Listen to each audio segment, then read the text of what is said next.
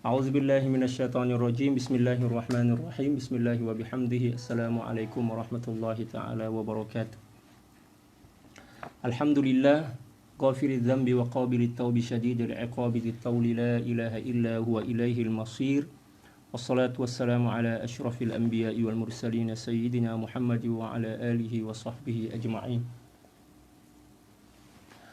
Allahumma ighfir li ummati sayyidina Muhammadin sallallahu alaihi wasallam wa aslih ummata sayyidina Muhammadin sallallahu alaihi wasallam wa farrij an ummati sayyidina Muhammadin sallallahu alaihi wasallam warham ummata sayyidina Muhammadin sallallahu alaihi wasallam wa alif baina qulubi ummati sayyidina Muhammadin sallallahu alaihi wasallam lima tuhibbu wa tardah waftah lana futuhal arifin bi haqqi sayyidina Muhammadin sallallahu alaihi wasallam. Subhanaka la ilma lana illa ma 'allamtana innaka antal alimul hakim wa la hawla wa la quwwata illa billahil aliyil azim. Wa sallallahu ala sayyidina Muhammad wa ala alihi wa sahbihi wa sallam walhamdulillahi rabbil alamin. Alhamdulillah, puji syukur kehadirat Allah Subhanahu wa taala, selawat dan salam semoga senantiasa tercurah ke atas junjungan dan kasih hati kita baginda Rasulullah sallallahu alaihi wasallam. Demikian juga keluarga beliau dan para sahabat serta orang-orang yang senantiasa mengikuti jejak langkah beliau. Wassalawatullahi wassalamuhu alaika sayyidi ya Rasulullah. Tuan-tuan dan puan-puan, para sahabat serta ahbab sekalian, kali ini saya ditemani oleh sahabat kita, yaitu Al-Ustadz Zaki Asrawaki, Ustaz Zaki daripada Sarawak, salah seorang daripada ahbab kita, Khadimus Syekh, wasaik sayyaratis Syekh. Alhamdulillah, orang yang banyak membawa berkat pada diri kita semua. Alhamdulillah. InsyaAllah kita akan teruskan kajian kita daripada kitab Mi'rajut Tashawuf ila Haqa'iq Tasawuf, karangan daripada Al-Imam Al-Syekh Ibni Ajibah radhiyallahu ta'ala an Al-Hasani, wa nafa'ana Allahu bi'ulumihi wa ulumi syuyukhihi wa syuyukhina wa jami'i awliya'illahi salihin fid dharain Allahumma amin. Bagi para sahabat yang ingin menyimak dan ingin menyertai bacaan kitab ini, boleh download di Google, tulis Mi'rajut Tashawuf ila Haqa'iq Tasawuf PDF. InsyaAllah akan jumpalah kitab. Dan insyaAllah saya akan campur-campur bahasa, sama ada bahasa Indonesia, demikian juga bahasa Melayu insyaAllah. Qala radhiyallahu ta'ala an, muka surat atau halaman 32, Al-Mahabbah. Al-Mahabbah, kata beliau, mailun daimun biqalbin haim wa yadhharu hadzal mailu awwalan 'ala al-jawarih adh-dhahirati bil khidmah wa huwa maqamul abrar wa thaniyan 'ala al-qulubi asy-sya'iqati bit tasfiyati wat tahliyah wa huwa maqamul muridin as-salikin wa thalithan 'ala al-arwahi wal asrar as-safiyati bit tamkin min syuhudil mahbub wa huwa maqamul 'arifin.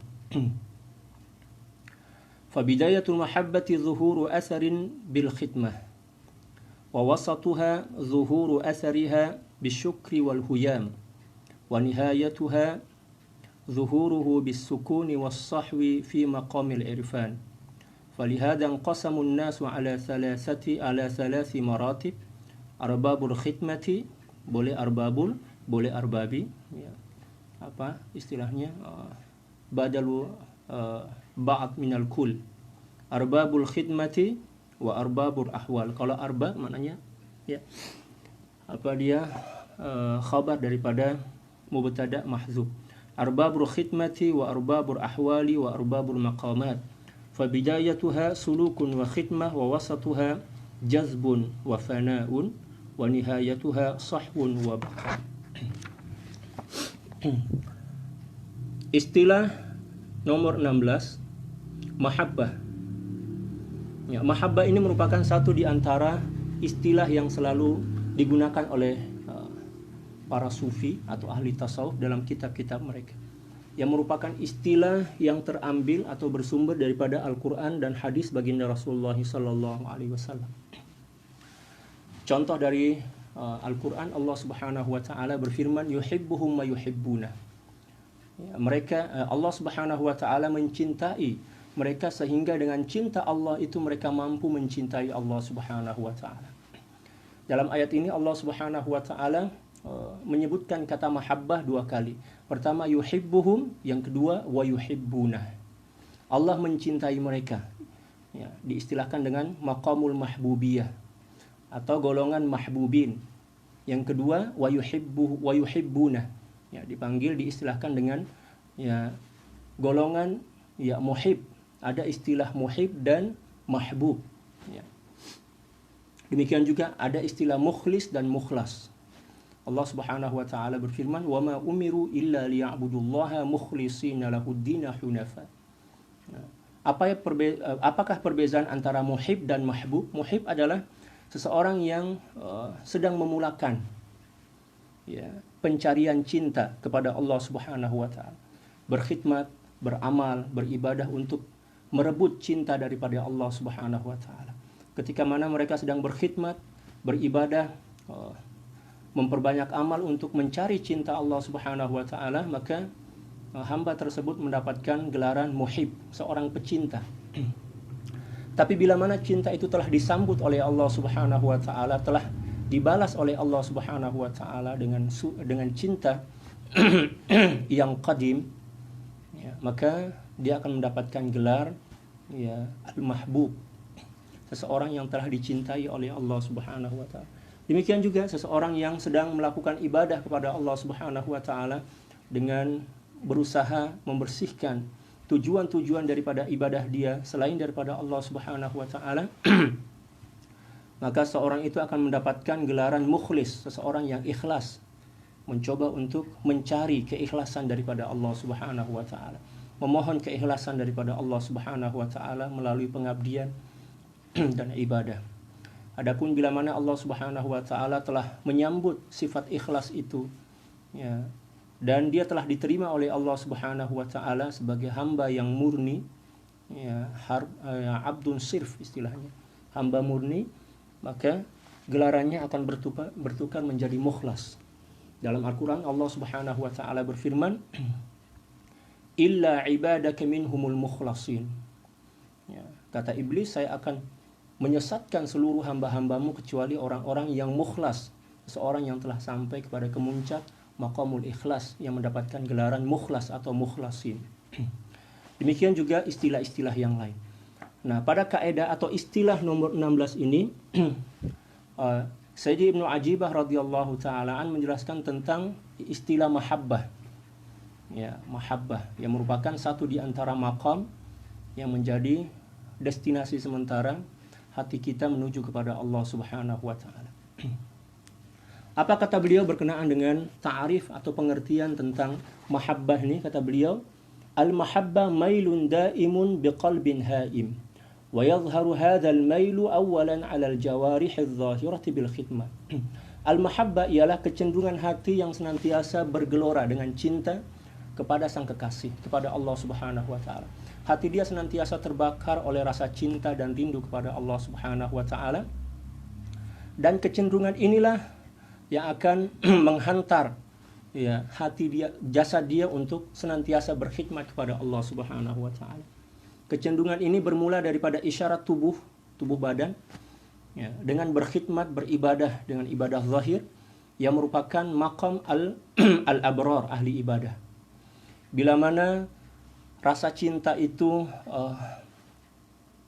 diungkapkan dalam bentuk ibadah, pengabdian, semangat untuk melakukan amal ibadah kepada Allah Subhanahu wa taala, itu bermakna bahwa seseorang itu sedang berada di maqamul abrar.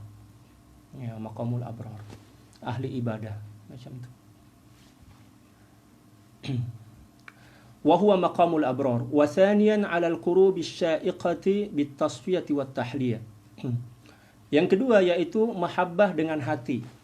Yang pertama tadi cinta yang dibuktikan dengan pengabdian tubuh badan, ya, dengan berkhidmat, ya, beribadah.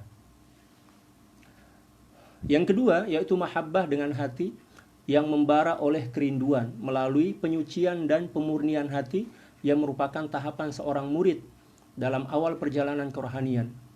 Yang kedua adalah mahabbah yang dibuktikan melalui penyucian dan pembersihan jiwa daripada cinta selain kepada Allah Subhanahu wa taala, dibersihkan. Ya, bayangan-bayangan dunia, bayangan-bayangan makhluk itu kita bersihkan. Demikian juga tujuan-tujuan yang lain selain daripada Allah Subhanahu wa taala disucikan dan dibersihkan melalui proses tasfiyah dan takhliyah. Tasfiyah ya dan takhliyah istilah di. Kemudian barulah tahliyah, ya, pembersihan hati. Dan untuk melakukan penyucian serta pembersihan jiwa daripada cinta selain kepada Allah Subhanahu wa taala ini kena ada ilmu. Ya, kena ada ilmu. Ya, kena ada ilmu yang menyokong dan mendampingi kita untuk boleh melalui penyucian ini. Demikian juga kena ada guru yang membimbing kita. Ya. Macam kita nak bersihkan pinggan lah kan, pinggan atau mangkuk yang penuh dengan apa dia sini lemak kan, istilah lemak, minyak, lemak, kotoran. Kita kena faham lah kaidah cara penyucian. Sebab bila mana kita tersalah dalam cara menyucikan dan membersihkan mangkok yang penuh dengan apa dia kotoran, demikian juga penuh dengan benda yang haram, penuh dengan noda dan lemak, maka mungkin dia akan semakin menyebar, ya, merata-rata lah istilah kita ke tempat yang lain. Ya, jadi kita kena ada ilmu tentang tata cara penyucian tuh. Demikian juga kita kena ada alat yang akan kita guna untuk membersihkan mangkok hati kita itu. Ya, kita umpamakan hati kita macam mangkok lah yang penuh dengan lemak, penuh dengan kotoran, penuh dengan benda-benda yang tak elok lah. Demikian juga kita kena ada ada sabun untuk basuh pinggan kan, nak membersihkan, nak membuang bau yang tak sedap.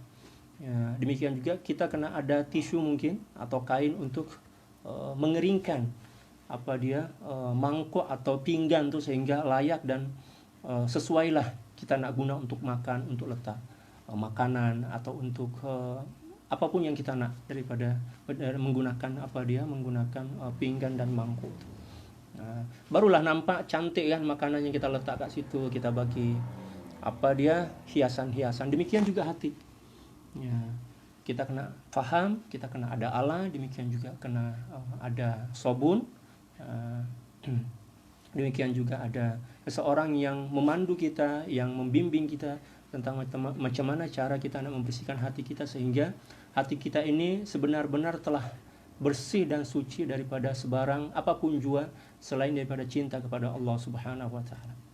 Barulah kita layak berada pada makom yang kedua, ya, yang dipanggil dengan istilah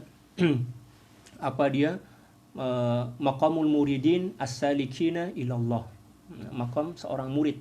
Dan ini merupakan permulaan daripada perjalanan rohani. Ya, permulaan daripada perjalanan rohani dalam istilah tasawuf. Adapun mahabbah tingkatan pertama itu yang setakat dibuktikan dalam ibadah-ibadah zahir tetapi disertai dengan kekosongan hati, demikian juga hati yang masih penuh dengan kotoran-kotoran, tak dikira sebagai awal mula daripada perjalanan kerohanian. Perjalanan kerohanian itu dimulakan ketika mana seorang hamba mula membersihkan hati dia, menyucikan jiwa dia dari sebarang apapun jua yang boleh menjadi hijab dan penghalang untuk agar hati dia boleh bertawajuh kepada Allah Subhanahu wa taala dengan sebenar-benar tawajuh. Dan untuk memulakan perjalanan rohani ini kita kena ada pembimbing, ada bantuan daripada seorang yang telah berpengalaman dan telah sampai kepada tahap kesucian jiwa yang sebenar. Sayyidi Ibnu Athaillah Sakandari dalam Hikam menjelaskan tentang 3 cahaya yang diperlukan oleh seorang murid atau seorang hamba yang ingin mendapatkan atau meraih cinta Allah Subhanahu wa taala dengan sempurna. Yang pertama adalah anwarut tawajjuh. Yang kedua adalah anwarut taujih dan yang ketiga adalah anwarul muwajahah. Apa yang dimaksud dengan anwarut tawajuh? Anwarut tawajuh adalah ilmu, demikian juga tunjuk ajar serta bimbingan daripada seorang syekh, daripada seorang murid yang menerangi hati kita, mengarahkan hala tuju hati kita menuju kepada Allah Subhanahu wa taala. Daripada cahaya ilmu dan ma'rifah itulah kita boleh memulakan perjalanan ruhani, atau boleh nampak ya kemana arah tuju hati kita yang sebenar. Ya, kita kena ada cahaya yang terpancar daripada hati guru kita melalui proses bersuhbah, ya, bersahabat dengan guru setelah adanya hubung kait antara hati kita dengan guru melalui melalui tali cinta dan kasih sayang. Bila mana kita telah jumpa dengan seorang mursyid yang cukup syarat dan kita saling mencintai, kita mencintai guru kita, kita menyayangi guru kita, dan kita senantiasa membersamai dan menyertai guru kita, maka akan terpancar anwarut tawajuh itu daripada hati kita, daripada hati guru kepada hati kita melalui kalam syekh, melalui tunjuk ajar syekh, ya, melalui nazarah syekh, pandangan syekh kepada kita. Tujuannya apa? Agar kita boleh tahu hala tuju hati kita sebenarnya ke mana. Nampaklah jalan tuh. Tapi bukan bermakna setelah anwarut tawajuh itu menyinari hati kita, kita dah bermula kita dah memulakan perjalanan, belum lagi. Kita baru setakat nampak hala tuju hati yang sebenar tuh. Kita nampak apa yang kita kena buat, apa yang tak boleh kita buat. Lepas itu pula akan nampaklah penghalang-penghalang yang akan menjadi rintangan-rintangan perjalanan rohani kita.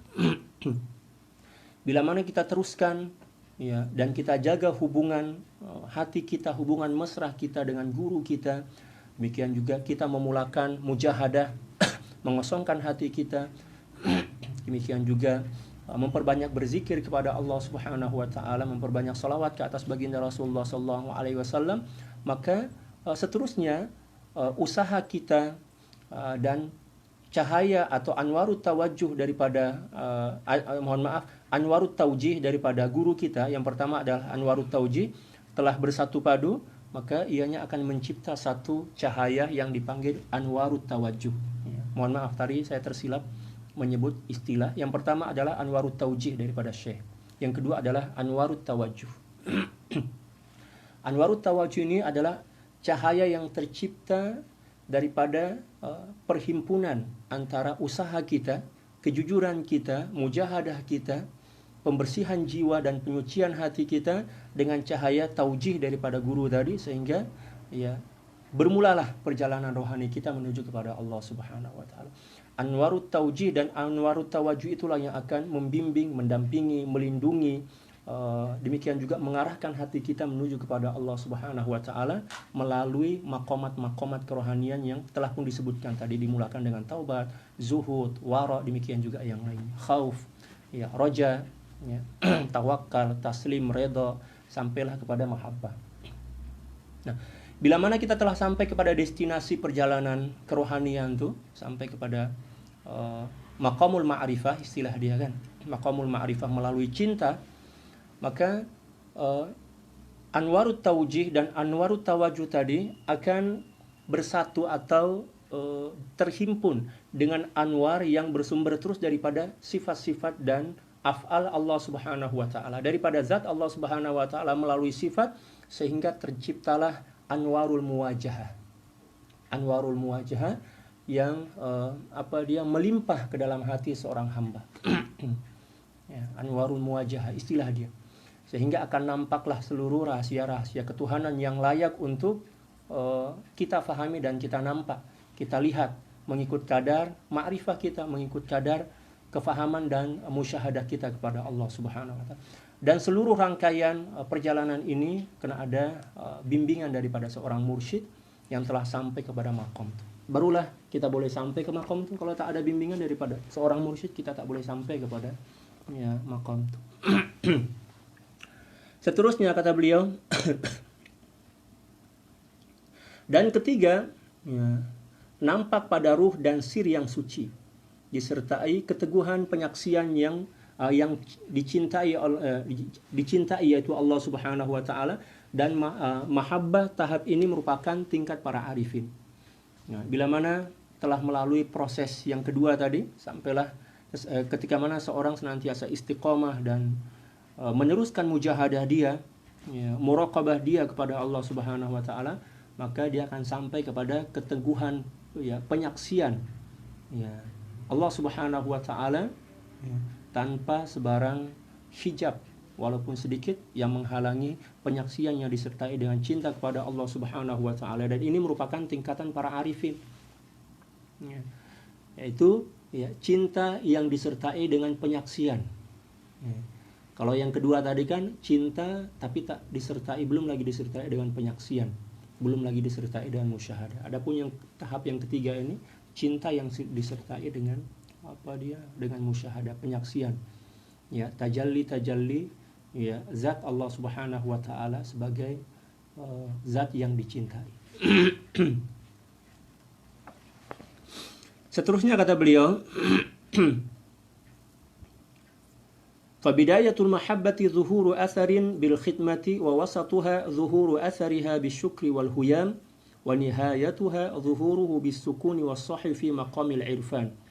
Falihada anqasamu an-nasu ala 3 maratib, arbabul khidmati wa arbabul ahwali wa arbabul maqamat. Fabidayatuha sulukun wa khidmatun wa wasatuha jazbun wa fana'un wa nihayatuha sahwun wa baqa. Permulaan cinta secara zahir diwujudkan dalam bentuk khidmah, ya kan, ibadah dan ketaatan zahir, sholat, puasa, itu permulaan, ya. Tapi bukan bermakna bila mana seorang ini telah sampai kepada tingkatan yang ketiga, dia orang dah tak sholat dan tak berpuasa dah tetaplah, tapi tingkatan dia macam itu, ya, peringkat dia macam itu, dimulakan dengan pembuktian cinta melalui zahir, melalui amal zahir. Oleh sebab itu Siti Rabi'atul Adawiyah radhiyallahu taala anha wa ardhaha pernah berkata, "Lau kana hubbuka shadiqan la ata'tahu, innal muhibba liman yuhibbu muti'u." Kalau sekiranya cintamu kepada Allah Subhanahu wa taala jujur, benar, maka engkau akan senantiasa taat. Ya, bukti cinta adalah ketaatan. Ya, mengikut peringkat cinta. Kalau peringkat cinta orang awam, ketaatan dia adalah ketaatan zahir. Sholat, puasa, dan seluruh para arifin yang telah sampai kepada kesempurnaan cinta dan ma'rifah itu mestilah memulai perjalanan itu melalui makom yang paling rendah, makom yang paling bawah itu, yaitu pengabdian ya, melalui ibadah-ibadah zahir. Sholat dia kena jaga, dia kena betulkan dulu sholat dia, puasa dia, zakat dia, ya, dengan ilmu, dengan adab, ya, lepas itu barulah peringkat khidmah senantiasa kekal, tetapi ada peningkatan dalam kerohanian, dalam hati, ya kan. Pertengahannya, ya, identik dengan kesyukuran dan kebingungan sebab terbakar api cinta. Nah, pada peringkat yang kedua, yang akan nampak dalam hati seorang hamba setelah menyempurnakan makom cinta peringkat pertama adalah kesyukuran, sebab dia mula merasai balasan cinta itu sedikit demi sedikit. Ya, dia dah rasa, oh Allah Subhanahu wa taala dah membalas cintaku. Hati dia mulai terbakar oleh balasan cinta daripada Allah Subhanahu wa taala, sehingga menyebabkan dia merasa bingung. Ya, macam orang bingung lah. Ya, dia bingung sebab dia baru pertama kali, dia first time merasai gelora cinta itu. Ya kan, hentakan dia rasa cinta itu, sehingga menyebabkan dia itu bingung nak buat apa. Ya. Oleh sebab itu sebelum seseorang sampai kepada makom itu, tubuh badan dia kena dah terikat oleh syariat, sehingga kebingungan, rasa bingung yang ada dalam jiwa dia, ya, tidak nampak pada zahir, sebab telah diikat oleh syariat. Adapun seseorang yang tidak mengikat tubuh badan dia, ya, pada permulaan dengan syariat, dan dia telah sampai kepada makom kedua melalui zikir, ya, maka sebelum sampai kepada pintu nak masuk ke makom kedua daripada makom mahabbah ini, dia telah bingung oleh suasana daripada pintu mahabbah itu, sebelum cinta itu terbalas oleh Allah Subhanahu wa taala, sehingga dia bingung, ya. Ketika mana dia bingung tanpa adanya keterikatan dengan syariat pada tubuh badan dia, maka itulah, ya, yang jadi macam, ya, orang sini orang panggil gila isim, ya kan, ya, sama tak istilah sini gila isim panggil, bingung, dah tak nak sholat, dah tak puasa. Lepas tu dia mendakwa yang diri dia telah pun sampai. Walaupun sebenarnya dia baru setakat menampak pintu cinta itu, gerbang cinta itu, belum lagi masuk.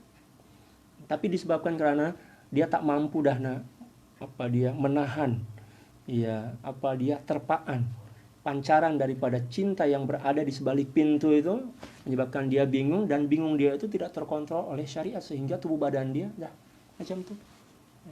Meninggalkan syariat, tak sholat, tak puasa, lalu mendakwa yang dia telah sampai kepada maqam ma'rifah, tapi sebenarnya itu adalah bisikan-bisikan nafsu yang menipu dia, sehingga menyebabkan dia maghrur, tertipu, dan mendakwa yang dia itu telah sampai walaupun sebenarnya baru bermula.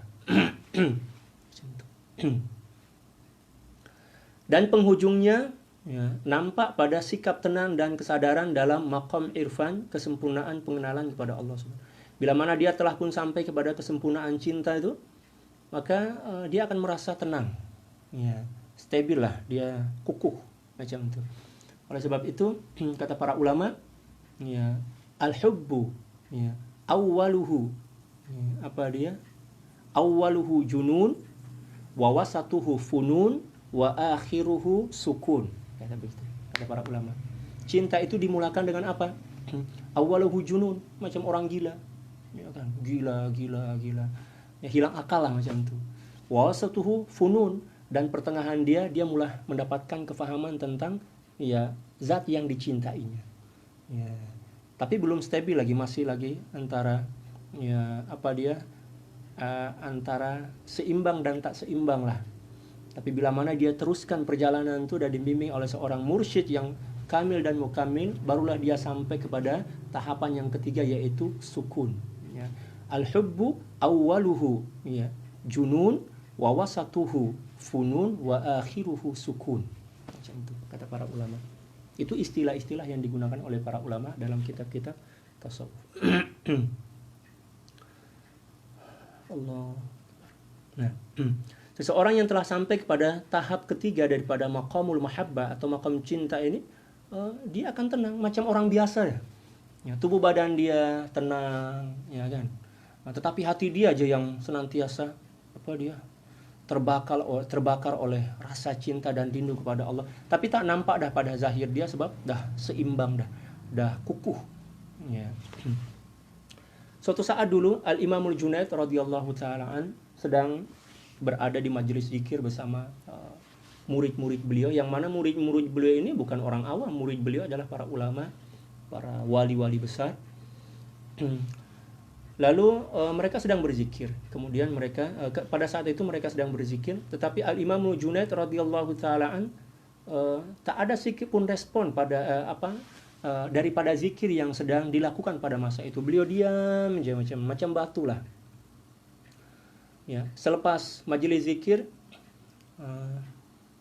seorang sahabat bertanya kepada beliau. Sahabat beliau lah, "Ya Syekh, malak, apa yang berlaku pada diri Syekh?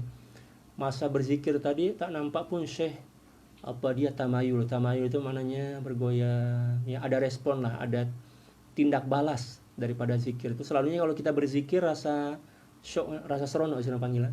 Kita terkadang kaki pun rasa macam itulah. Tapi beliau tak, macam batu aja. Kata beliau, beliau menjawab dengan ayat dalam Al-Quran. Beliau menakal ayat, tahsabuhum jamidata wa hiya tamurru marra sahab. Kata beliau, kamu menyangka bahwa gunung itu diam. Ya. Tapi sebenarnya gunung itu berputar mengikuti irama awan, ya kan? Tamurru marra sahab. Tapi nampak gunung itu dia sini orang panggil steady, tetap. Nah, tetap. Tapi sebenarnya dia pun ikut mengitari rotasi, poros bumi mengitari matahari kan, rembulan macam itulah, pada rotasi dia istilah dalam bahasa Indonesia. Tapi nampak dia tetap macam itu. Nah, itulah perandaian seseorang wali bila mana telah sampai kepada kesempurnaan mahabbah. Nampak biasa aja macam batu lah.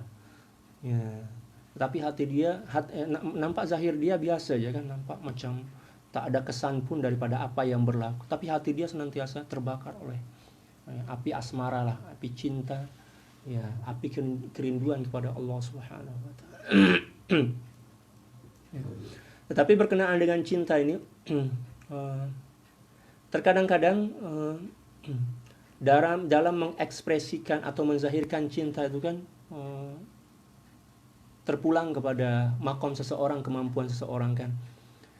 Ada di antara manusia yang mengekspresikan cinta itu melalui nyanyian, ya, dia bernyanyi. Bila mana di hati dia sedang terbakar oleh cinta itu diungkapkan dalam bentuk nyanyian, siulan. Demikian juga ada di antara para aulia yang menzahirkan atau ekspresi daripada cinta pada tubuh badan mereka itu dengan senyuman, ya, dengan kata-kata yang manis, ada juga dengan tangisan.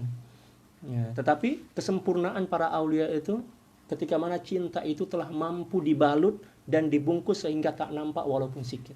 Itulah kesempurnaan makom cinta yang ada pada seorang wali besar. Dia nampak macam orang biasa, ya kan? Seolah-olah dia nampak macam orang awam lah, seperti mana yang telah diisyaratkan oleh Allah Subhanahu wa taala dalam Al-Qur'an. Ya, kama bada'uhum ta'udun. Seperti mana mereka bermula, maka dia akan kembali kepada permulaan itu. Ya. Bila mana telah pun sampai kepada tujuan, maka dia akan nampak macam seseorang yang baru nak memulakan perjalanan rohani itu. Ya. Sebab hakikat cinta itu kan kitmanus sir, menyembunyikan rahasia-rahasia cinta. Malah menyembunyikan hakikat cinta itu.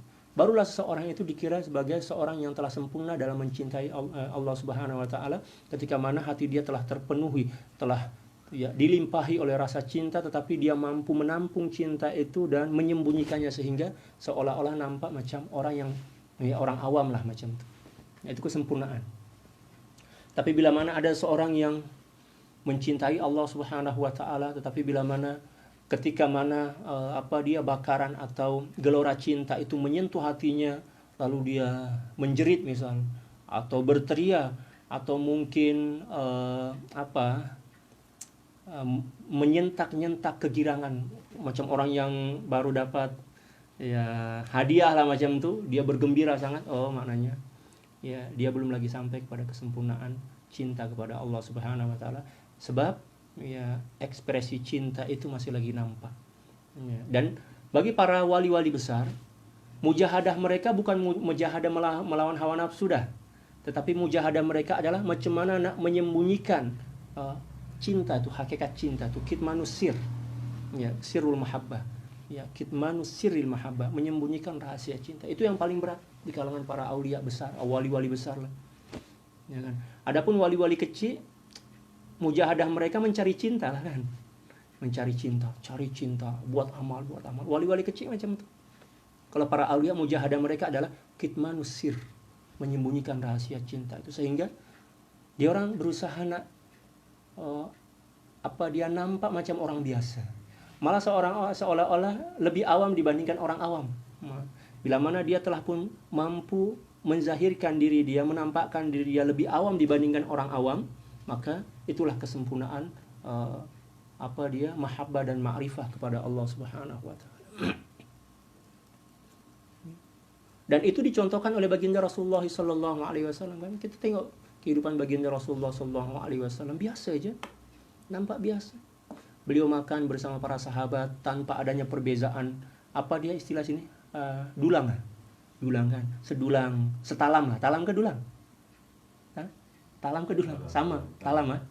Satu talam dengan para sahabat, dengan istri beliau. Lepas itu pula jalan duduk bersama para sahabat di lantai yang sama tanpa adanya tempat khas untuk beliau. Kan nampak macam orang awam, tetapi sebenarnya beliau adalah seorang nabi yang paling mulia lah dari seluruh nabi. Nah, itulah makomat atau makom kesempurnaan yang telah dicontohkan oleh baginda Rasulullah sallallahu alaihi wasallam. Berkenaan dengan cinta ini, guru kami yaitu Maulana Syekh Yusuf Al-Hasani radhiyallahu taala pernah berkata dalam suatu majlis lah. Beliau mengatakan intipati daripada ibadah itu adalah cinta. Ya kan, setiap orang yang melakukan ibadah akan tetapi masih mengharapkan balasan pahala semata, ya surga, sama ada surga, ataupun agar dijauhkan daripada seksa dan neraka, dijauhkan daripada bala bencana dan musibah, maka bermakna tidak ada cinta dalam hatinya dalam perhubungannya dengan Allah Subhanahu wa taala melalui ibadah. Ya kan, kita menyembah Allah sebab nak dapat pahala, nak dijauhkan daripada surga.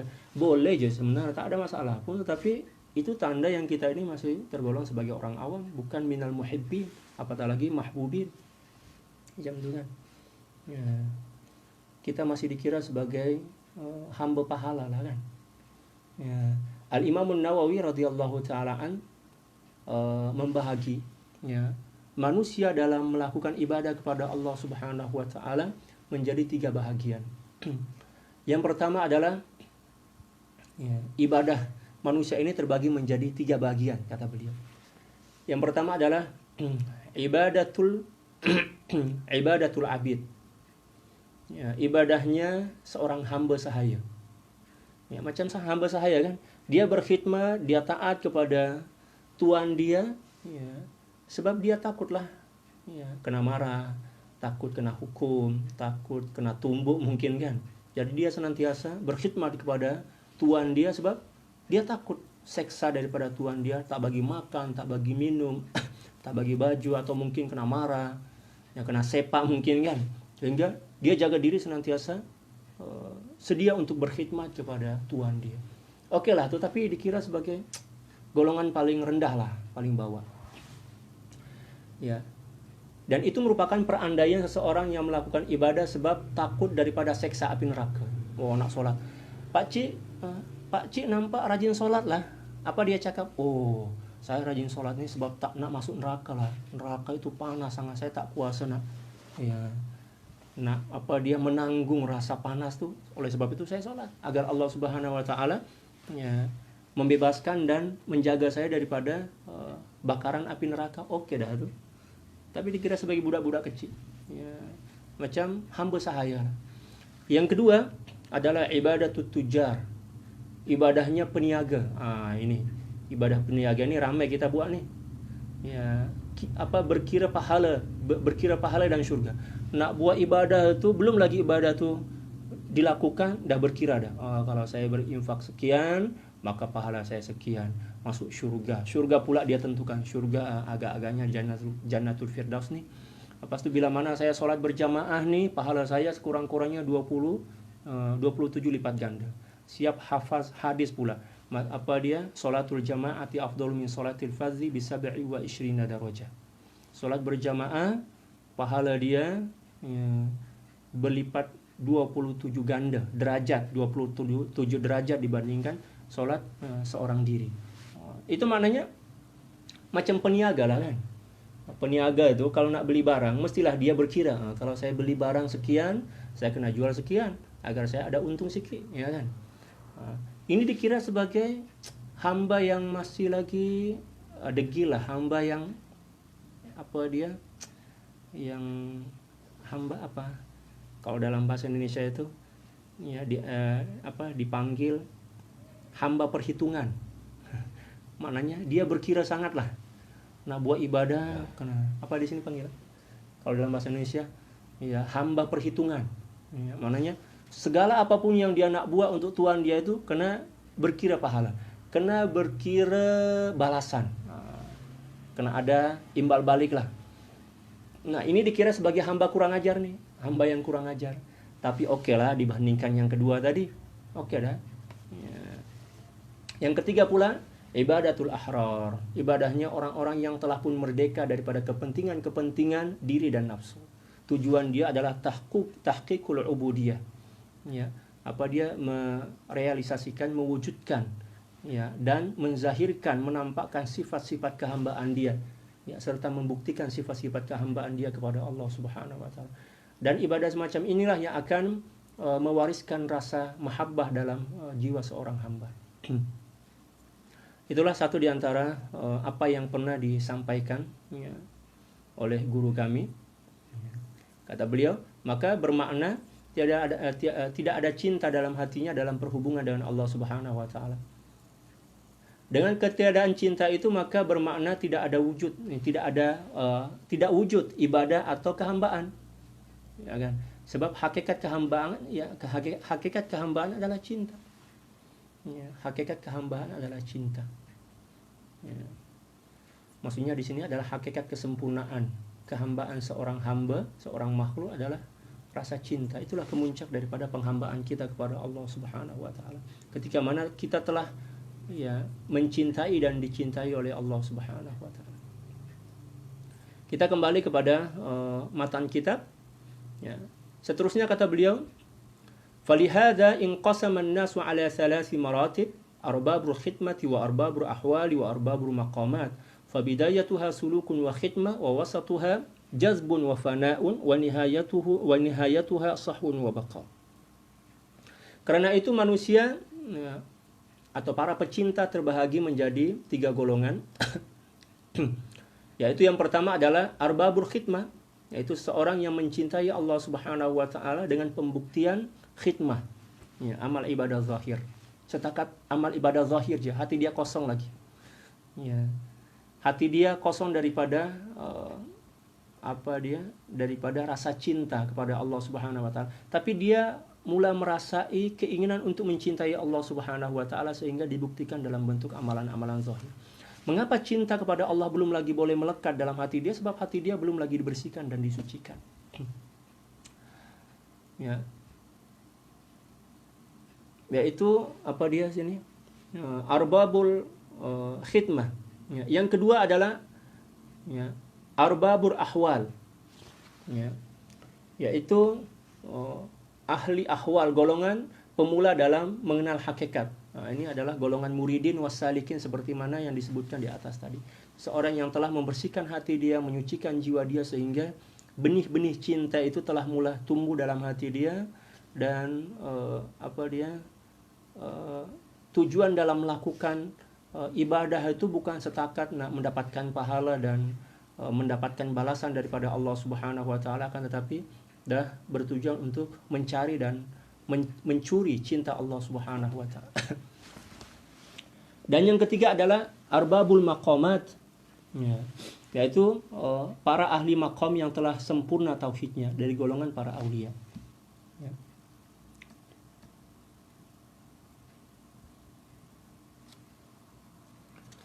Kata beliau, permulaan cinta ialah suluk pencarian dan khidmah ibadah, ya, dan ketaatan zahir. Itu permulaan daripada cinta. Ya. Baru nak mengenal cinta kan, belum lagi mendapatkan cinta, baru setakat nak mengenal cinta. Ya. Pertengahannya ialah jazab, tarikan hati untuk senantiasa cenderung kepada Allah Subhanahu wa taala dan fana, hilangnya rasa diri atau rasa kewujudan diri dalam kewujudan kekasihnya yaitu Allah Subhanahu wa taala. Allahu akbar. Ternyata fana itu merupakan pertengahan daripada maqamul cinta, belum sempurna lagi. Ya kan, fana. Ya, demikian juga jazab. Ya, tarikan hati. Ya, tarikan ya, hati kita oleh Allah Subhanahu wa taala untuk senantiasa cenderung, senantiasa senantiasa berharap kepada Allah Subhanahu wa taala tanpa ada sedikit pun kecenderungan kepada makhluk dan harapan kepada makhluk. Itu permulaan daripada cinta. Yang pertama tadi itu adalah permulaan daripada pengenalan kepada cinta, manakala jazbah, demikian juga al-fana, ini merupakan permulaan daripada cinta kepada Allah Subhanahu wa taala, belum lagi sempurna. Yang ketiga pula, penghujungnya ialah sahwun dan baqa, kesadaran akan kewujudan diri dan baqa, kembalinya rasa kewujudan diri yang bersumber dari kesadaran terus-menerus akan sifat kekalnya Allah Subhanahu wa taala. Apa maksud daripada sahwun dan baqa? Ini ialah di antara istilah-istilah yang selalu digunakan oleh para ulama dalam menyebutkan hal keadaan hati seorang hamba ketika mana mereka sedang melalui perjalanan menuju kepada Allah Subhanahu wa taala sebelum sampai kepada maqamul ma'rifah. Ya. Mereka akan melalui ya, sahwun dan baqa. Sahwun maksudnya adalah kesadaran bahwa ya, ada kewujudan Allah sebagai kewujudan hakiki dan ada kewujudan makhluk sebagai kewujudan majazi. Nampak dua hal dah kewujudan tuh. Ya, boleh ya? Boleh ya, insya-Allah. Ya, mula-mula tak nampak, ketika mana seorang fana tak nampak kewujudan selain daripada kewujudan Allah Subhanahu wa taala. Maknanya dia sedang tenggelam dalam maqamul fana. ketika mana dia tetap dalam keadaan maqamul fana, ya, dalam bimbingan seorang mursyid, ya, daripada maqam fana pertama kepada maqam fana yang kedua, al-fana anil fana istilah dia. Al-fana anil fana, fana kepada kefanaan, maka dia akan pergi kepada sahun. Dan ini setakat boleh dilalui oleh seorang yang dibimbing oleh seorang mursyid yang pernah melalui dan berjaya sampai kepada penghujung daripada perjalanan kerohanian. Nah, guru dia akan ajak dialah pergi kepada, ya, pertama mula-mula kepada fana, ya, seterusnya kepada, ya, ilal fana anil fana, kepada kefanaan daripada kefanaan.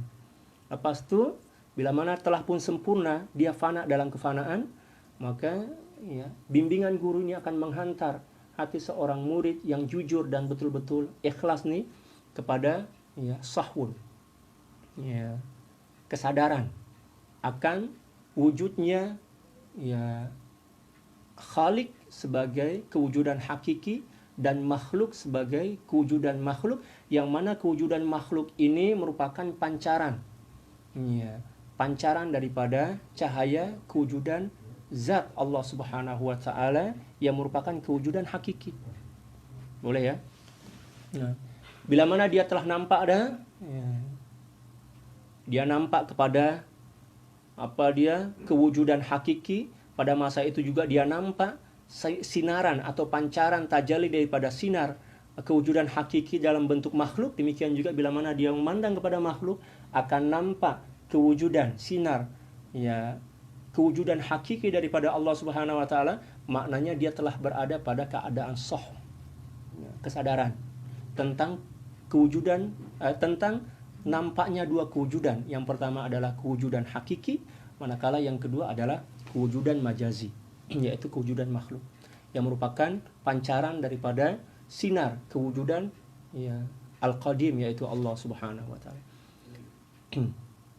Bila mana dia telah istiqamah dan berterusan dalam keadaan macam itu, maka barulah dia sampai kepada maqam yang terakhir, yaitu maqamul baqa, ya, yaitu, ya, kembalinya rasa kewujudan diri yang bersumber dari kesadaran terus menerus akan sifat kekalnya Allah Subhanahu wa taala.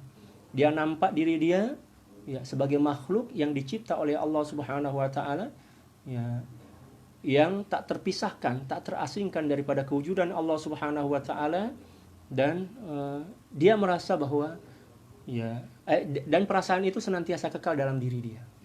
Kekal. Apapun yang dia nampak akan nampak tanda-tanda kewujudan Allah Subhanahu wa taala. Dipanggil maqamul baqa. Dalam Al-Qur'an Allah Subhanahu wa taala menyebut dua istilah, yaitu maqamul fana dan maqamul baqa dalam suratul Rahman. Ya. Kullu man 'alaiha fan wa yabqa wajhu rabbika dzul jalali wal ikram. Itu dua istilah yang disebutkan oleh Allah Subhanahu wa taala dalam Al-Qur'an.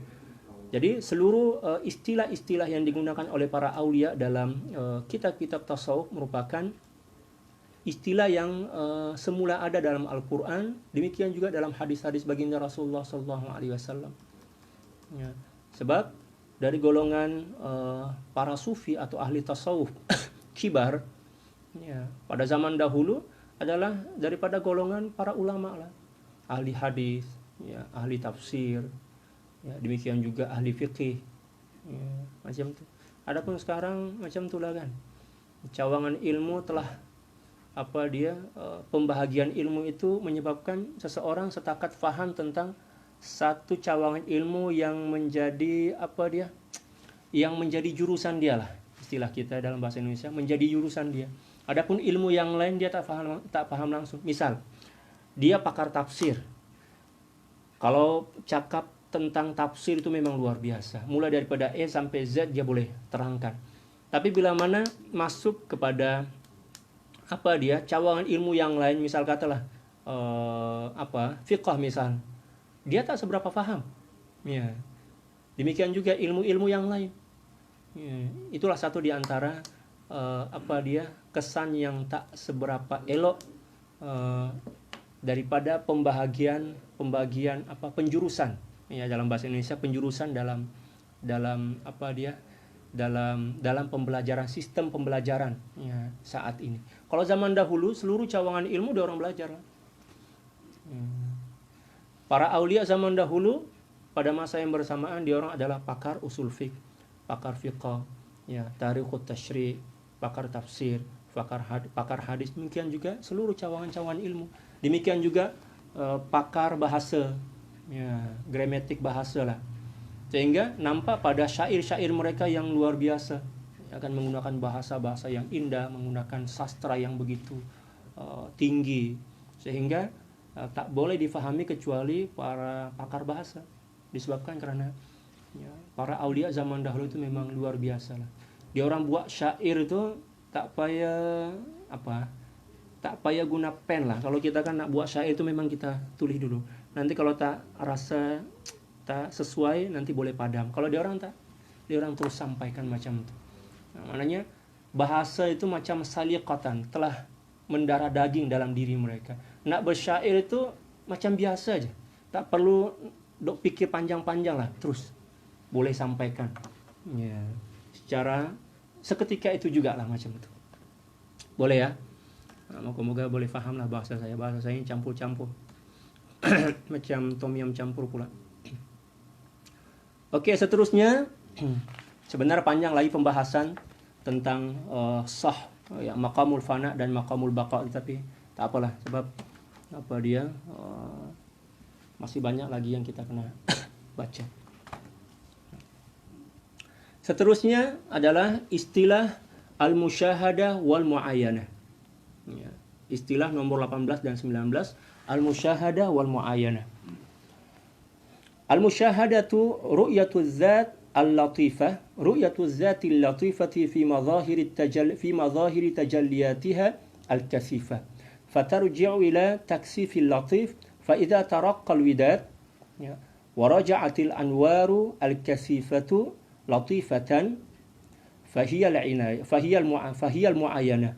Fatarji'u ila taltif al-kasif, fal mu'ayyanatu araqqu min al-musyahadah wa atam. والحاصل أن شهود الذات لا يمكن إلا بواسطة تكثيف أسرارها اللطيفة في مظاهر التجليات. bahasa dia tinggi sangat nih. إذ لا يمكن إدراك اللطيف ما دام لطيفا فرؤية التجليات كثيفة المشاهدة. فرؤية التجليات كثيفة sebagai hala. فرؤية التجليات كثيفة المشاهدة وردها إلى أصلها بانطباق بحر الأحادية عليها معاينة وقيل هما سواء.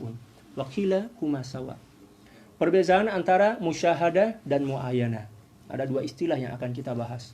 Yang pertama adalah musyahadah dan muayyanah. Senang kata macam ni. Sorry, tutup pintu dulu. Musyahadah dan muayyanah itu macam ni. Bila mana kita pergi umrah kan, daripada flight, daripada pesawat tu nampak Ka'bah tu daripada jauh, nampak dah.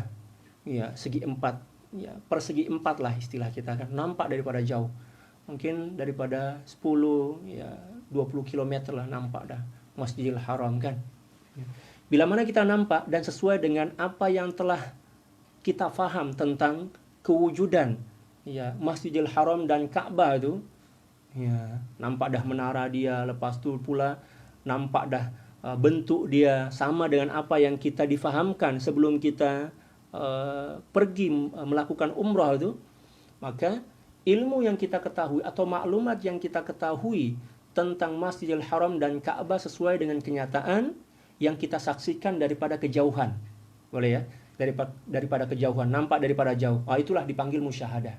Musyahadah itu adalah kesesuaian, ya, kesesuaian antara maklumat yang kita terima dengan kenyataan yang nampak di hadapan mata kita daripada kejauhan.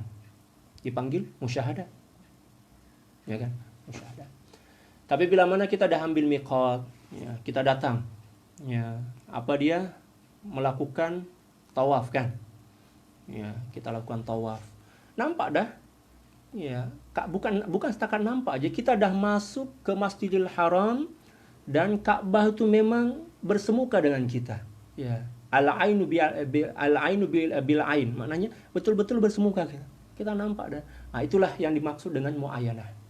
ya, penyaksian daripada tempat yang lebih dekat, yang seolah-olahnya kita telah menyatu dengan sesuatu yang kita saksikan. Contoh yang lain macam ini, kita nampak daripada jauh laut tuh kan, kita nampak daripada jauh, kita nak datang mandi-mandi kat pantai lah, datang daripada jauh, nampak laut, nampak pantai itu cantik sangat. Kita mendekat, nampak daripada jauh itu dipanggil musyahadah. Tapi bila mana kita telah terjun, ya kan, terjun dan menyelam ke dalam lautan, itulah yang dipanggil dengan muayyanah. Itu ilustrasi atau gambaran yang senang kita nak faham. Boleh ya? Mohon maaf para sahabat, saya campur-campur bahasa. Kebanyakannya saya gunakan bahasa Melayu. Oke, kita tengoklah apa yang beliau terangkan dalam kitab ini. Qala radhiyallahu ta'ala an, ya, beliau mengatakan al-musyahada ialah melihat keesaan Allah Subhanahu wa taala yang maha halus kan, melalui ciptaan-ciptaannya yang nampak oleh manusia. Ya. Jadi musyahadah itu adalah penyaksian kewujudan Allah Subhanahu wa taala melalui tajalli kewujudan yang Allah Subhanahu wa taala pancarkan melalui makhluk. Dipanggil musyahadah. Ya kan? Kita tengok kereta, mata zahir kita nampak kereta, tetapi hati kita nampak, ya, kesan daripada kewujudan sang pencipta hakiki, yaitu Allah Subhanahu wa taala. Ya kan? Kita makan, ya, tengok nasi, mata kita tengok nasi, tetapi hati kita menyaksikan, ya, kewujudan Allah Subhanahu wa taala, atau kesan kewujudan Allah Subhanahu wa taala melalui nasi itu. Oleh sebab itu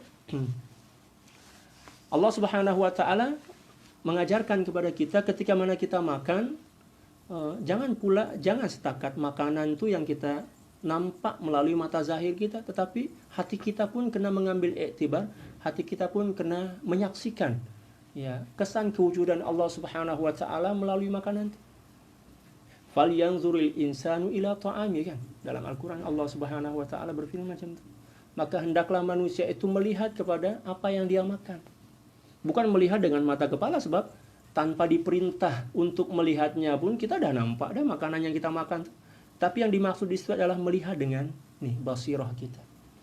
Jangan setakat kita makan menikmati makanan itu, tapi kita pula lalai daripada Allah, tak menyaksikan kewujudan atau kesan kewujudan Allah Subhanahu wa taala, ya, dalam makanan itu. Adapun para ulama, para aulia, dia orang senantiasa menyaksikan kewujudan Allah Subhanahu wa taala ataupun kesan kewujudan Allah Subhanahu wa taala dalam apapun jua yang dia orang nampak dan dia orang saksikan. Itu dipanggil musyahadah. Boleh ya? Ya. Al-musyahadah ialah melihat atau menyaksikan keesaan Allah Subhanahu wa taala yang cukup halus melalui ciptaan-ciptaannya yang nampak oleh manusia. Jadi manusia dalam perkara ini dapat melihat keesaan Allah Subhanahu wa taala yang maha halus dengan adanya bukti ciptaannya yang sifatnya, ya, kasar, yaitu dalam bentuk makhluk. Ya. Jadi bila mana kita menyaksikan keesaan Allah Subhanahu wa taala dalam rupa makhluk yang sifatnya kasar, maka dipanggil musyahadah. Macam tadi lah, kita nampak kewujudan Ka'bah dan Masjidil Haram itu melalui pandangan yang kasar. Kasar maknanya jauh lagi, masih jauh lagi, kan. Dan dalam kata lain, atau dengan kata lain, musyahadah ialah penyaksian yang sifatnya halus, ya, penyaksian kepada Allah Subhanahu wa taala yang bersifat halus melalui makhluk yang bersifat kasar. Seperti yang saya gambarkan tadi. Ya, nampak makhluk, pada masa itu juga kita nampak kesan, ya, manifestasi daripada kewujudan Allah Subhanahu wa taala sebagai zat yang latif, yang maha halus, sebagai pencipta daripada makhluk yang kita nampak. Adapun ketika cinta semakin bergelora, semakin membakar, maka kembalilah cahaya-cahaya penyaksian yang pada mulanya tebal menjadi halus, yang lebih halus lagi. Dan itulah yang dinamakan dengan muayyanah. Ya, jadi bila mana cahaya itu semakin halus, ya, menghantar hati kita untuk menyaksikan sesuatu di sebalik daripada apa yang kita nampak itu, ya, maka dipanggil muayyanah. Macam tadilah kita bersemuka dengan Ka'bah dan kita, ataupun macam orang yang menyaksikan laut itu dalam ketenggelaman dalam laut. Ya, ketika mana dia sedang karam ke dalam laut itu. Ya, dia menyaksikan laut, ya, bersamaan ketika mana dia karam dan tenggelam dalam laut, menyelam dalam laut. Dipanggil muayyanah. Dunia yang nampak dengan sifatnya yang kasar, ya, kembali menjadi halus dengan penyaksian kepada yang maha halus, yaitu Allah Subhanahu wa ta'ala. Dalam perkara ini al-musyahadah atau al-muayyanah lebih halus dan lebih sempurna dibandingkan al-musyahadah. Sebab musyahadah itu adalah penyaksian daripada jauh, manakala muayyan itu adalah penyaksian yang disertai dengan ketenggelaman kita dengan kewujudan apa yang kita saksikan. Allah, berat juga ya istilah dia. Kesimpulannya, ya, bahwasanya syuhud zat atau penyaksian kepada manifestasi kewujudan zat tidak mungkin terjadi kecuali dengan perantara tebalnya rahasia-rahasia yang halus di dalam perwujudan tajallinya, ya, atau dalam penciptaannya. Sebab sesuatu yang halus, ya, tidak mungkin terlihat selagi ia masih dalam keadaan sifat halusnya. Ya, itu kesimpulan yang pertama. Ya, bagi apa dia? Bagi penyaksian melalui musyahadah. Maka penyaksian tajalli dalam hal keadaan kasif, ya, sifat kasar dunia, ialah musyahadah dan mengembalikannya kepada asalnya, ya, dengan tergambarnya samudra ahadiyah, keesaan di dalam hati, ialah muayyanah. Seperti mana yang saya sebutkan tadi, ketika mana seorang telah tenggelam dalam laut itu, dia nampak dan laut itu telah menyatu dengan diri dia. Air laut itu telah membasahi muka dia sehingga tak ada jarak dah antara apa yang dia nampak dan mata yang menampak benda itu, maka dipanggil musyahadah. Ketika seseorang telah tenggelam dalam bahrul ahadiyah, istilah aja bahrul ahadiyah, atau istilah lain dipanggil, ya, alamul jabarut, ya, al bahrul muhitah, ya, diistilahkan dengan al bahrul muhitah. Al-Bahrul Muhit, mohon maaf, Al-Bahrul Muhit. Namun ada juga yang mengatakan bahwa kedua-dua istilah ini yaitu musyahadah dan muayyanah sama aja, tak ada perbedaan. Tapi apa yang beliau terangkan dan rincikan tentang perbezaan yang cukup halus ini telah berjaya menerangkan kepada kita bahwa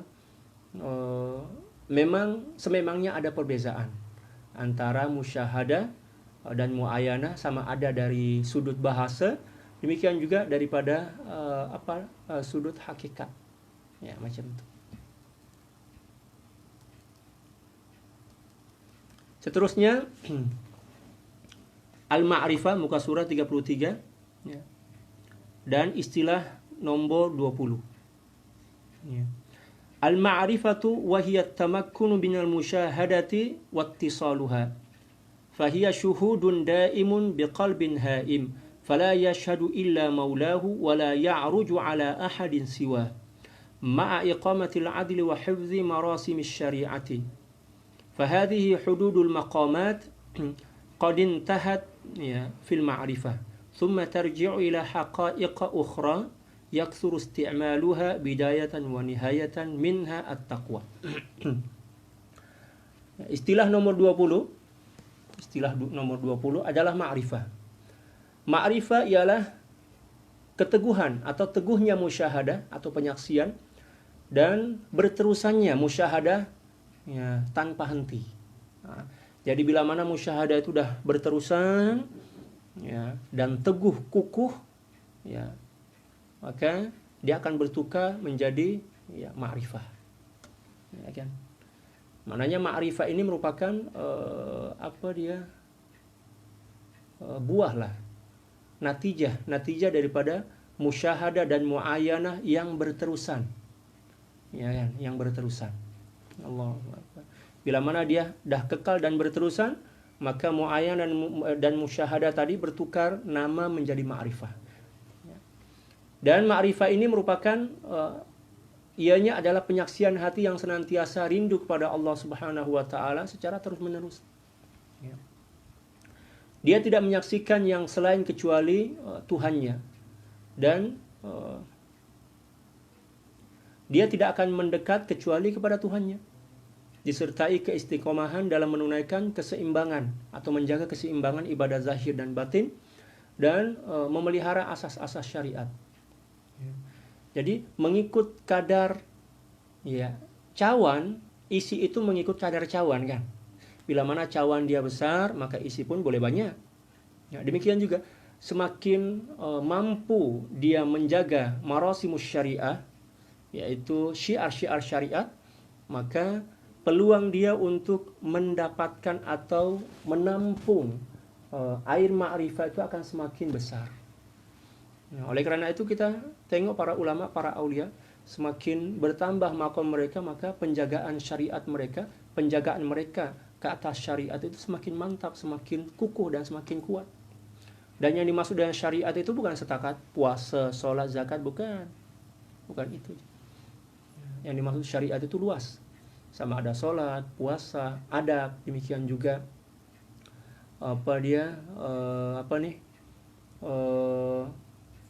kemampuan dalam memilih dua ibadah yang afdal, ya, yang dipanggil dengan istilah fiqhul aulawiyat, ya, fiqh keutamaan lah istilah kita. Kalau dalam bahasa Indonesia fikih ya prioritas. Itu diantara yang dimaksud dengan syariat, kemampuan seseorang untuk memilih satu sikap yang terbaik daripada seluruh sikap yang boleh kita pilih. Nah, itu dikira sebagai syariat. Nah, bila mana seorang telah menampung atau telah mampu menjaga marasimus syariah dengan baik, maka peluang dia untuk mendapatkan limpahan ma'rifah itu semakin besar. Sebab mengikut ya, limpahan atau limpahan itu mengikut kadar cawan.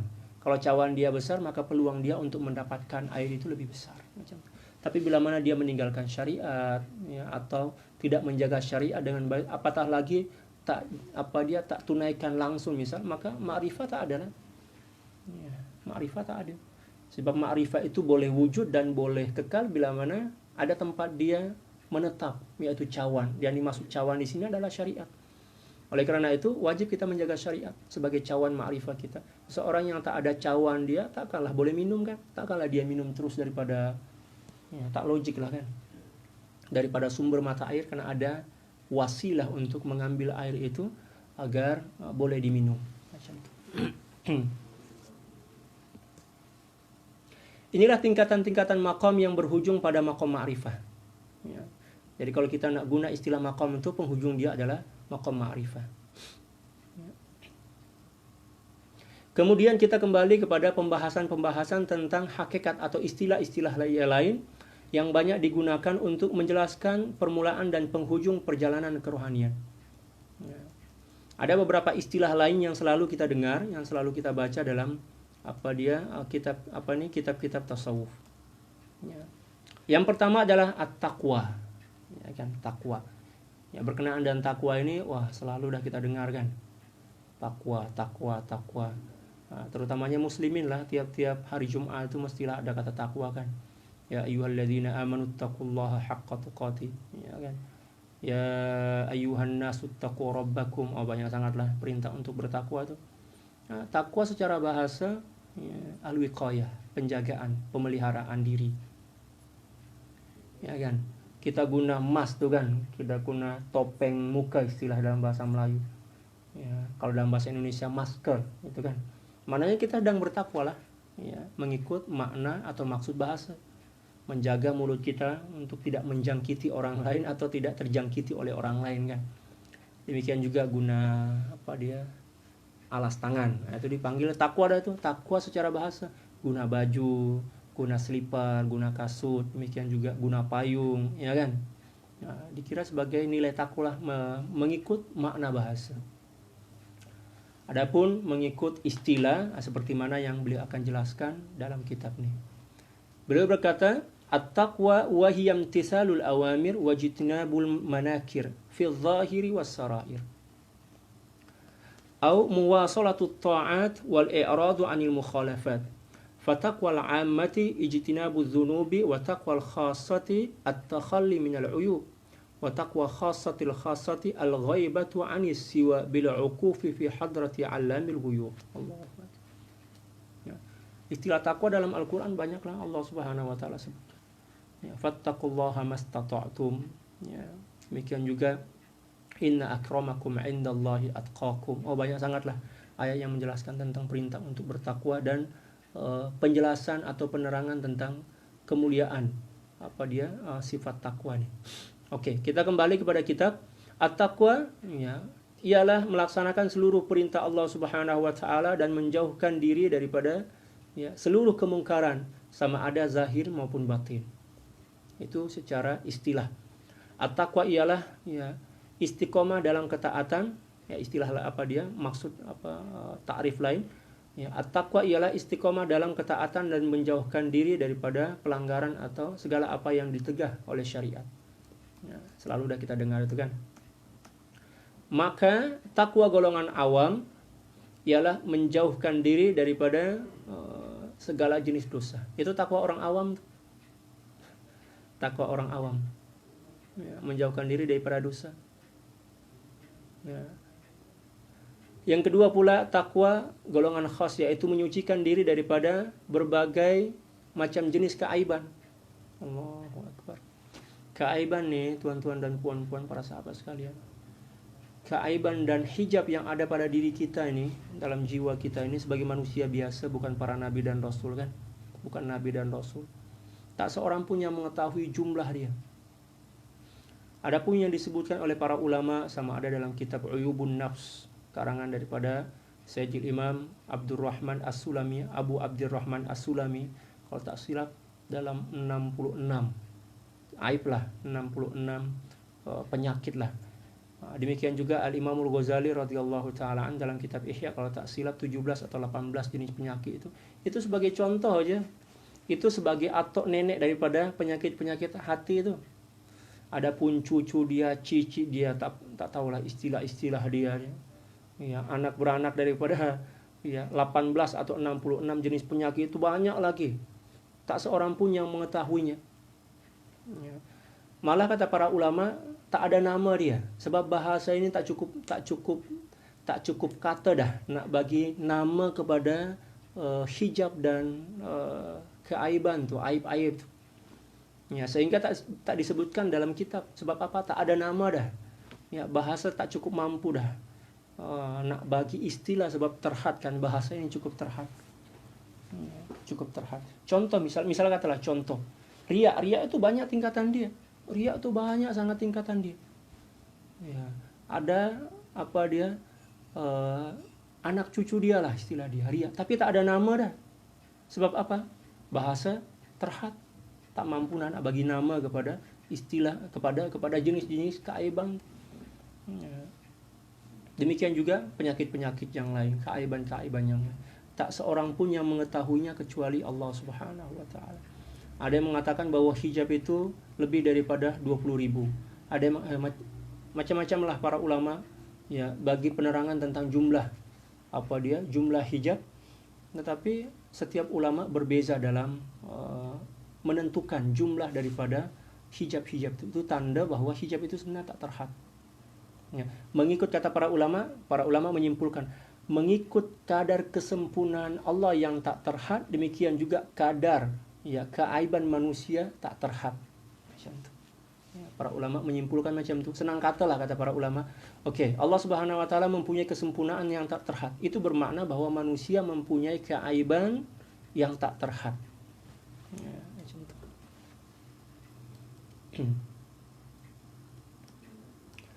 Golongan khawasul khawas ialah ghaib, lenyap, lupa. Ya, daripada selain Allah Subhanahu wa taala dengan senantiasa tetap berada dalam hadrah Sang Maha mengetahui perkara-perkara yang ghaib. Itu takwa khawasul khawas.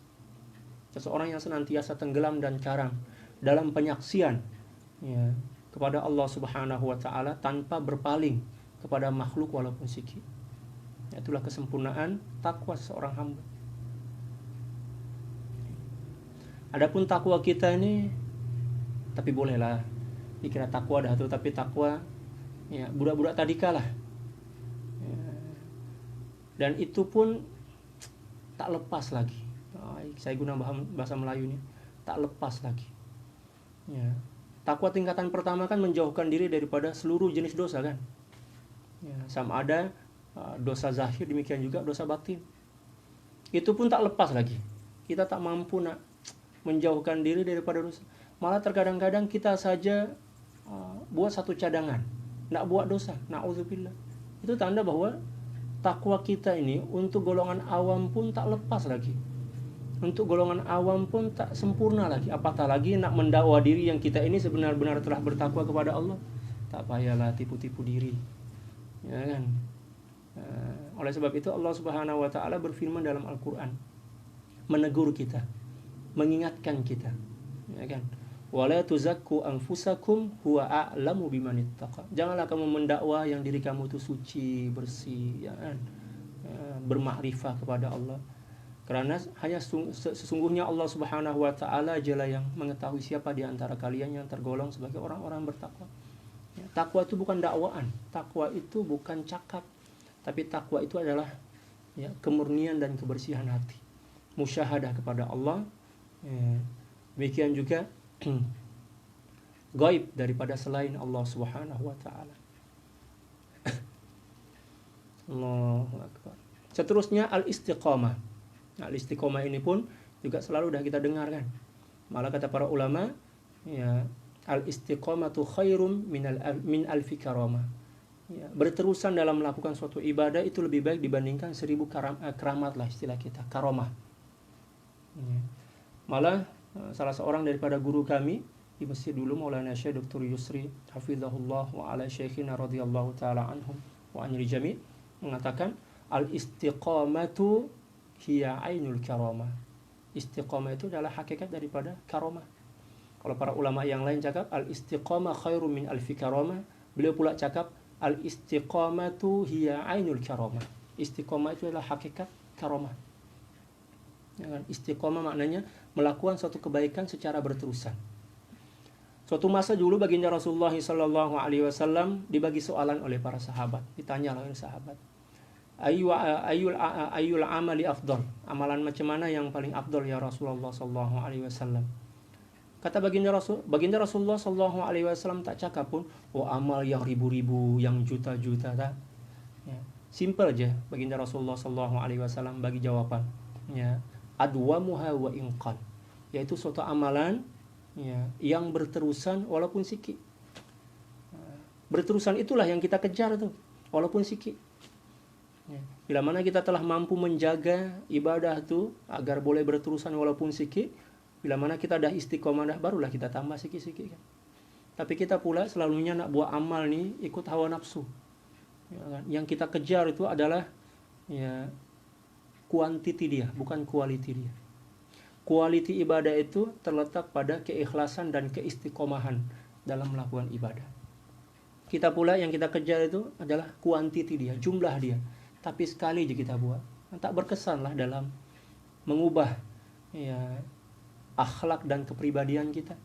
Sebab amalan yang boleh mengubah akhlak dan kepribadian kita itu adalah amalan yang berterusan walaupun sikit. Ya kan?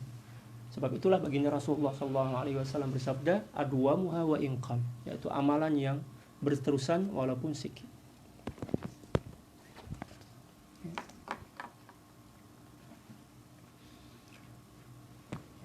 Perintah untuk istiqomah ini banyak dalam Al-Quran. Allah Subhanahu wa taala banyak menjelaskan tentang istiqomah kan. Innal ladzina qalu rabbuna Allahu tsumma istaqamu tatanazzalu 'alaihimul malaikatu alla takhafu wa la tahzanu wa abshiru bil jannati allati kuntum tu'adun. Demikian juga ayat-ayat yang lain. Fastaqim kama umirta wa man taba ma'ak. Dalam ayat yang lain dalam surat Hud kan. Demikian juga ayat-ayat yang lain. Ya. Dan malah Sayyidil Imam An-Nawawi radhiyallahu taala an membuat satu tajuk khas tentang istiqomah dalam Riyadhus Shalihin. Dan menghimpun hadis-hadis yang menjelaskan tentang ya al-istiqomah. Apa maksud daripada istiqomah pada muka surat 33? Istilah yang kedua 22, al-istiqamatu isti'malul ilmi bi aqwalir rasuli alaihi salam wa af'alihi wa ahwalihi wa akhlaqihi min ghairi ta'ammukin wa la ta'annukin wa la mailin ma'a awhamil waswas. Wal khuruju 'anil ma'hudat wa mufaraqati rusumi wal 'adat wal qiyamu baina yadayillah an haqiqati sidqi fi jami'il halat.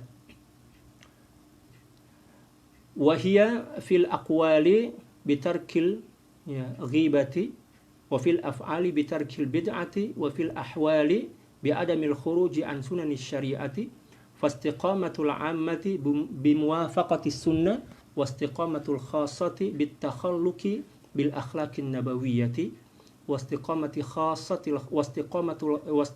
khassatil khassati bitakhalluqi bi akhlaqir rahman ma'al istighraqi fi hadratil ayan atau ayan, boleh juga, boleh ayan, boleh iyan. Tapi yang selalu kita dengar daripada guru-guru kita adalah al-ayan. Sama aja sebenarnya. Allahu Akbar. Al-istiqamah ialah mengamalkan ilmu dari perkataan. Baginda Nabi Shallallahu Alaihi Wasallam, perbuatan beliau, ahwal hal keadaan beliau, akhlak beliau, tanpa terpengaruh oleh kecenderungan kepada bisikan-bisikan palsu, tidak keluar dari batasan-batasan syariat dan memisahkan diri dari perbuatan zahir yang sia-sia, serta menjaga diri dari kebiasaan-kebiasaan buruk. Itulah istiqomah. Istiqomah dalam mengikuti baginda Rasulullah sallallahu alaihi wasallam, mencontohi baginda Rasulullah sallallahu alaihi wasallam sebagai uswatun hasanah. Dalam Al-Qur'an dah jelas dah. Fastaqim kama umirta wa man taba ma'aka wa la tatghaw. Ayat inilah yang menyebabkan baginda Rasulullah sallallahu alaihi wasallam itu beruban.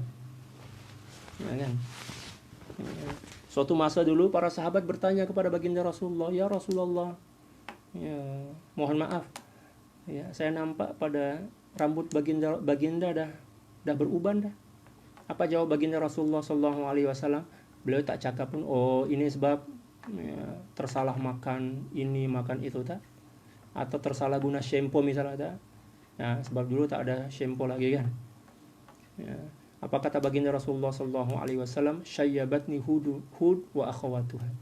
Yang menyebabkan saya beruban nih bukan sebab makanan, bukan sebab banyak pikiran, bukan sebab tak tahulah kalau kita kan yang menyebabkan kita beruban itu sebab banyak hutang kok, kan, banyak pikiran, makanan, kan.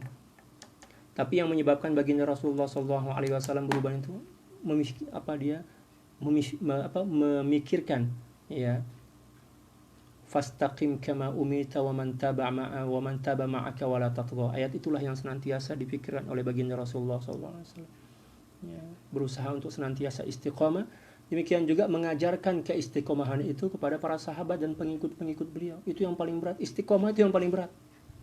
Ramai orang yang mampu melakukan ibadah berat tetapi tak mampu istiqomah. Istiqomah itu yang paling berat.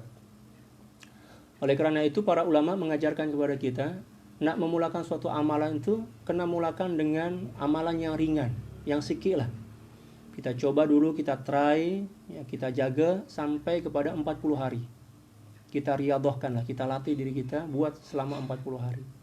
Contoh, misal katalah sholat tahajud misal, ambil 2 rakaat aja. Tak payah nafsu mengikut nafsu. Nak mulakan dengan 8 rakaat. Insya Allah sehari semalam sekali je dia buat. Lepas tu malam esok tak bangun dah. Sebab nafsu kan. Mulakan dengan jumlah yang paling sikit. 2 rakaat dulu, buat. Itu pun sebenarnya banyak cabaran tuh, banyak cobaan, ujian kan. Ngantuk, malas, bosan, macam-macam lah ujian dia. Tapi kita kena sabar juga. Sabar. Bila mana kita dah berjaya melakukan 40 hari, barulah kita tambah 2 rakaat, kan. Dengan bacaan ayat-ayat yang pendek macam itu, yang ringkas-ringkas je lah. Demikian juga sholat duha, mulakan dengan 2 rakaat. Buat 40 hari dulu. Bila mana dah berjaya dah 40 hari. Tapi kalau semisal hari ke-39 misal, tiba aja kita tak buat, maka kita kena mulakan daripada awal lagi. Kita mulakan daripada awal. Macam itu. Itulah cara yang diajarkan oleh para ulama. Bila mana kita dah berjaya dah buat 40 hari, barulah kita tambah secara berperingkat mengikut kadar kemampuan kita dengan jumlah yang paling sikit. 2 rakaat, lepas tu tambah 2 rakaat. Macam itu.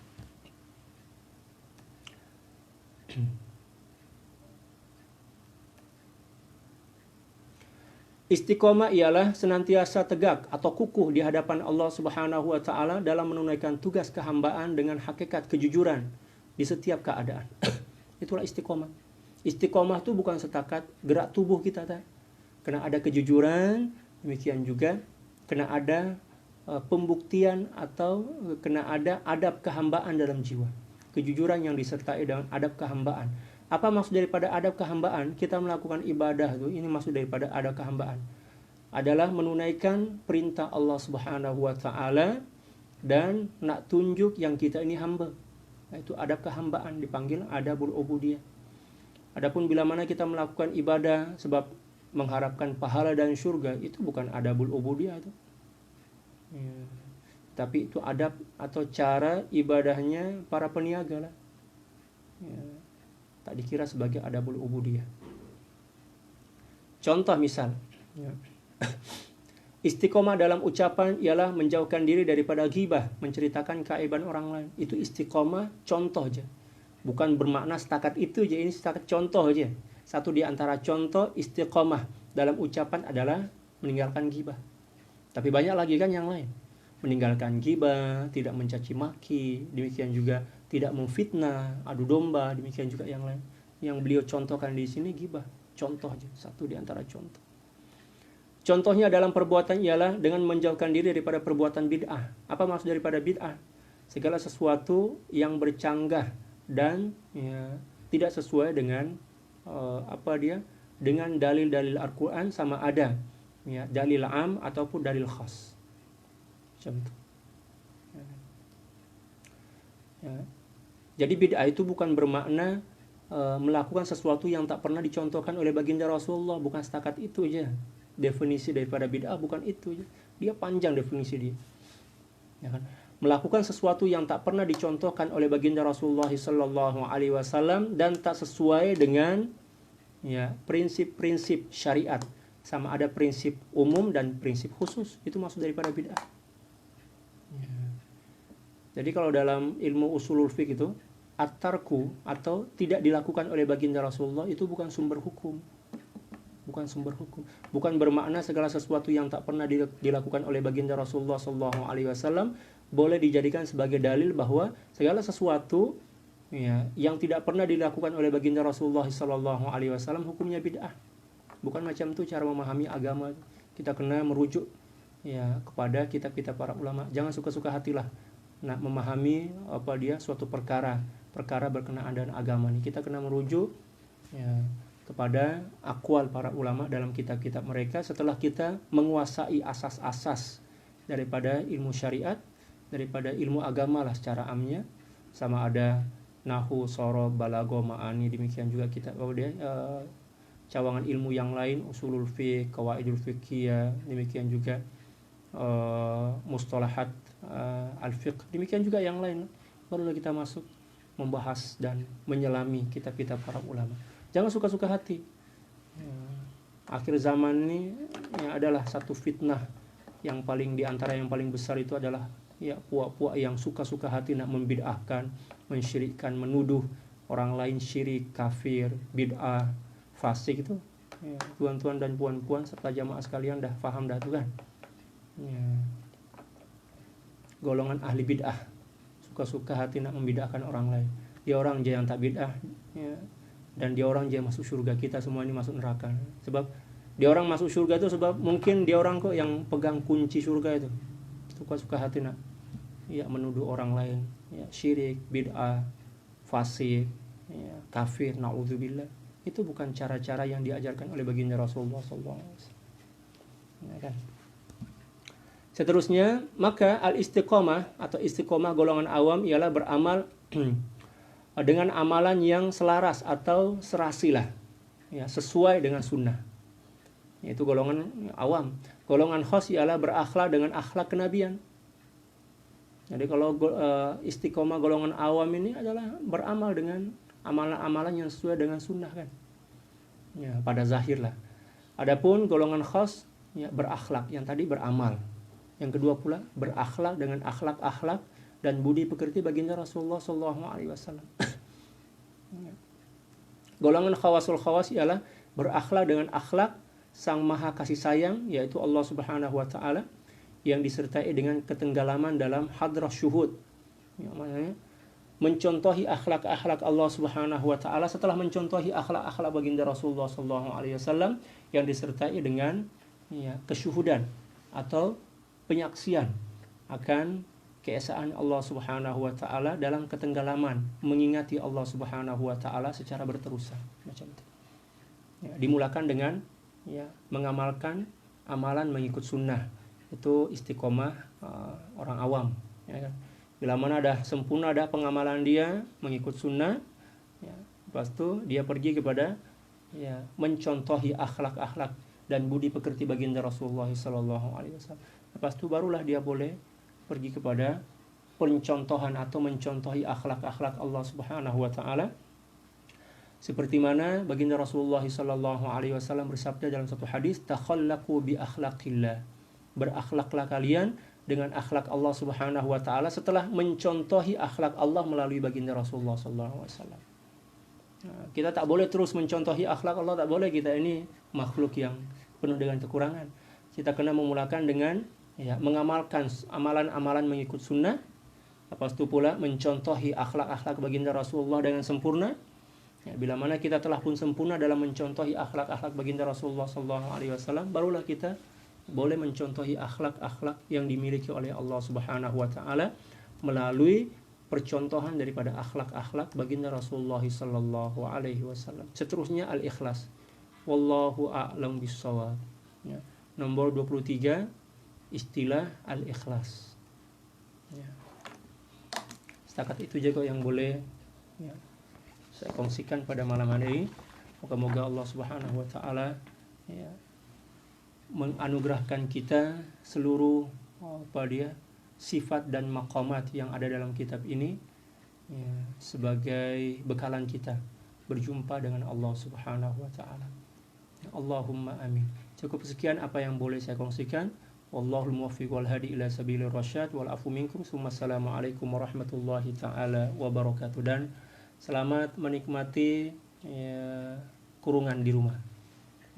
Kena ingat tetap di rumah, jangan keluar rumah kecuali untuk keperluan yang memang mendesak lah, keperluan yang memang kita kena keluar juga. Tujuannya adalah untuk memutus mata rantai penyebaran virus corona yang luar biasa lah kalau kita baca berita kan. Saya mohon kepada para jamaah sekalian, ikuti arahan kerajaan dan pemerintah. Dia orang lebih paham tentang apa yang berlaku saat ini. Kita ini setakat memahami sesuatu daripada media sosial aja, kan. Tak ada fakta, malah terkadang-kadang banyak berita bohong yang tersebar di media sosial. Oleh sebab itu taat dan patuh kepada arahan kerajaan dan pemerintah merupakan satu ibadah dan kewajiban yang cukup besar di yang ke atas diri kita. Allah Subhanahu wa taala berfirman, "Ya ayyuhalladzina amanu athi'ullaha wa athi'ur rasul wa ulil amri minkum." Setelah kita taat kepada Allah dan Rasul, taat kepada penguasa lah, pemerintah. Dia orang lebih paham, lebih mengetahui apa yang kita kena buat. Jangan pula rasa diri kita ini lebih paham. Jangan degilah, jangan keras kepala kalau dalam bahasa Indonesia. Apa yang dikatakan oleh pemerintah tunduk patuh, dan itu adalah kewajiban kita dan juga dianggap sebagai ibadah yang mulia di sisi Allah Subhanahu wa taala. Jangan sok pintar lah, istilah dalam bahasa Indonesia, jangan sok pintar. Jangan mendakwa yang kita ini lebih paham daripada kerajaan. Tolong saya ingatkan kepada para sahabat sekalian, patuh dan tunduk kepada arahan dan petunjuk daripada pemerintah dan kerajaan kita. Kita tolonglah mereka dengan cara taat, patuh dan tunduk, tetap di rumah. Dan kita doakan moga-moga kerajaan kita, pemerintahan kita senantiasa mendapatkan taufik dan pertolongan daripada Allah Subhanahu wa taala untuk menunaikan tugas-tugas mereka dengan baik, dan semoga kita juga diajarkan oleh Allah Subhanahu wa taala tentang nilai keikhlasan dan ketundukan untuk mematuhi perintah daripada kerajaan dan pemerintah agar kita tergolong sebagai hamba Allah Subhanahu wa taala yang telah mengamalkan satu ayat tadi, Ya ayyuhalladzina amanu athi'ullaha wa athi'ur rasula wa ulil amri minkum. Ya, sekian, wallahul muwaffiq wal hadi ila sabilir rasyad wal afu minkum. Assalamualaikum warahmatullahi taala wabarakatuh.